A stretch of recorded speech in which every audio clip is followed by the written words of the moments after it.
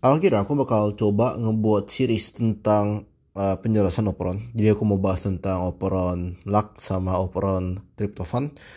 Tapi untuk video ini kita bahas dulu tentang pengenalan teorinya sebelum kita bahas gitu. Oke, kita bahas tentang sistem operon pada bakteri dan gimana sih sistem ini bekerja. Jadi kita pertama harus mengerti dulu perbedaan struktur mRNA pada prokariot dan eukariot. Pada prokariot kita punya istilah RNA itu sifatnya adalah polisistronik. Sedangkan kalau pada eukariot kita namanya monosistronik. Bedanya di mana? Bedanya coba kita lihat di sini. Pada mRNA prokariot itu kan tidak mengalami yang namanya modifikasi post transkripsi kan.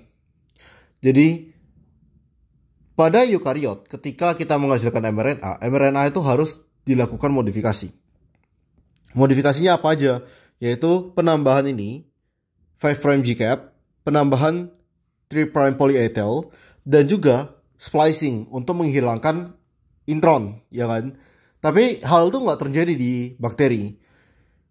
Maka dari itu, bakteri itu kalau kita lihat, biasanya gen-gen yang punya fungsi serupa itu akan dijadiin satu kelompok, dan kelompok ini kita bilang sebagai suatu operon gitu.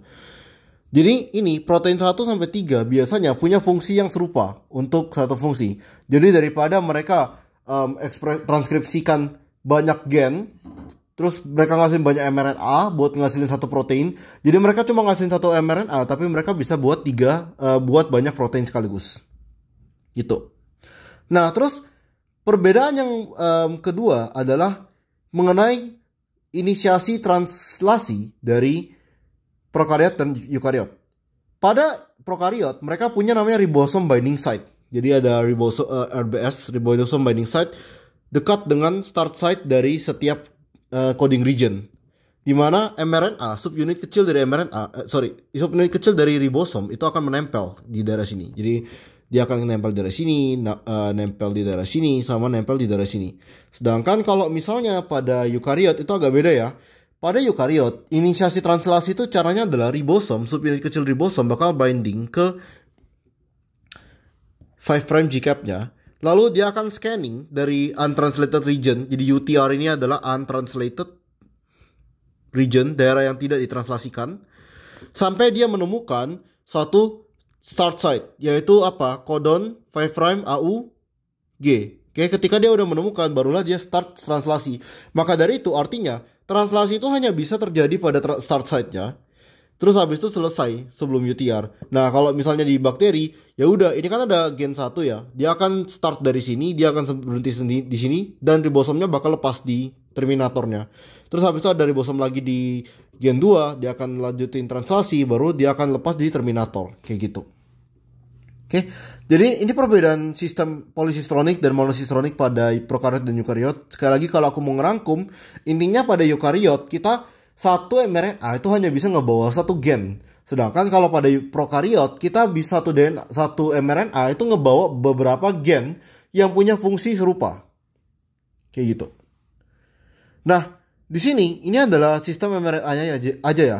Nah, ketika sekarang kita mau regulasi mRNA ini, kayak kita mau regulasi, misal kayak aku mau waktu misal ada kejadian X, maka aku butuh mRNA-nya naik. Aku mau ketika ada kejadian Y, maka aku mau mRNA-nya turun. Kita ingin mengatur konsentrasi dari mRNA ya. Kita nggak mau mRNA itu dihasilkan terus-menerus dalam konsentrasi tinggi. Kenapa ya? Karena itu boros lah ya kan. Kalau misalnya aku terus-menerus ngasilin mRNA dan mRNA-nya tuh nggak dipakai, lah buat apa kan ya? Gitu kan mikirnya. Jadi dari itu kita ada dua jenis operon. Oke. Jadi yang pertama namanya operon yaitu operon inducible. Sama yang kedua operon repressible. Bedanya di mana? Kita kasih biasanya aku lebih gampang paham ini langsung dari contoh. Ini contohnya adalah suatu luck operon. Aku belum bahas tentang luck operon dan tentang tryptophan operon di sini, tapi aku kasih pengenalan dulu. Jadi inti dari luck operon itu sebagai berikut. Bakteri itu biasanya ingin mencerna glukosa terlebih dahulu. Karena glukosa itu lebih efisien untuk diganti untuk dicerna menjadi energi. Tapi dalam kondisi misal sekarang lagi nggak ada glukosa tapi ada laktosa, bakteri itu juga nggak milih-milih. Ya wes, apa aku juga pakai laktosa ini supaya aku bisa dapat energi, ya kan? Nah, jadi ketika mereka pakai laktosa, laktosa ini butuh proses lebih panjang dibandingkan glukosa. Maka mereka butuh enzim-enzim khusus untuk mencerna laktosa. Jadi mereka butuh enzim khusus. Enzimnya dihasilkan sama siapa? Enzimnya dihasilkan oleh si lakoperon. Jadi enzim khusus ini itu dihasilkan untuk mencerna laktosa.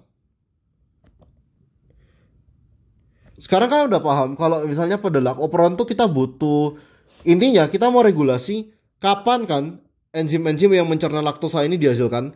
Coba kalian logika sebagai bakteri, kapan kira-kira kalian mau menghasilkan enzim-enzim yang mencerna laktosa?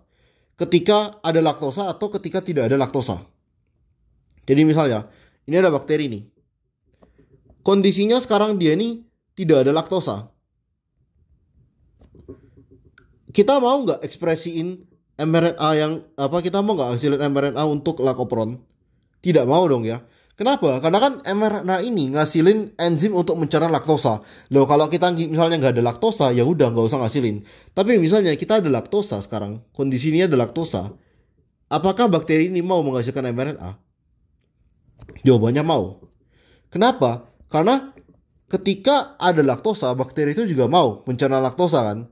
Jadi intinya di sini, pada yang inducible, ketika kita ada senyawanya, jadi ketika ada senyawanya, ketika ada senyawa X, senyawanya ada, maka operon diekspresikan. Jadi di sini, ketika kita ada laktosa, laktosa ini dia aktivasi lakoperon. Sekarang kita lihat lagi yang reversible, contoh triptofan operon. Nah, triptofan itu adalah salah satu contoh dari asam amino yang dibutuhkan bakteri. Kayak ini asam amino dibutuhkan bakteri. Masih ingat asam amino buat apa? Asam amino ini untuk membuat protein, ya kan? Karena triptofan asam amino yang dibutuhkan dan bakteri itu perlu mensintesis triptofan. Artinya gini, sekarang kita bayangin ya, ini ada bakteri nih. Ceritanya bakteri ini kadar triptofan di dalam selnya itu udah tinggi banget gitu. Triptofan di sel tinggi. Apakah bakteri ini mau menghasilkan mRNA yang untuk TRP operon? Jawabannya enggak kan. Kenapa? Karena triptofannya tuh udah ada. Triptofannya tuh udah tinggi. Ngapain aku ngasilin triptofan lebih banyak kan gitu. Sedangkan kalau misalnya triptofannya lagi rendah, triptofan di sini lagi rendah, maka aku mau menghasilkan mRNA TRP operon. Kenapa? Karena aku mau biosintesis triptofan. Jadi di sini ketika ada senyawa, ketika ada triptofan, dia malah menginhibisi operon. Gitu. Oke, jadi biasanya perbedaan utama di sini, suatu operon yang sifatnya inducible, ini adalah operon yang menghasilkan enzim untuk mencerna sesuatu gitu. Tidak selalu seperti ini, tapi mayoritas kasusnya berlaku seperti ini. Dan kalau untuk reversible, biasanya ini adalah enzim biosintesis. Oke, tadi yang lakoperon kita digunain untuk mencerna laktosa, sedangkan untuk reversible tadi kita dipakai untuk mencerna triptofan ya, untuk menghasilkan triptofan. Oke, sekian video kali ini, kita bakal bahas lebih lanjut di video selanjutnya tentang lebih dalam lagi lak dan TRP operon.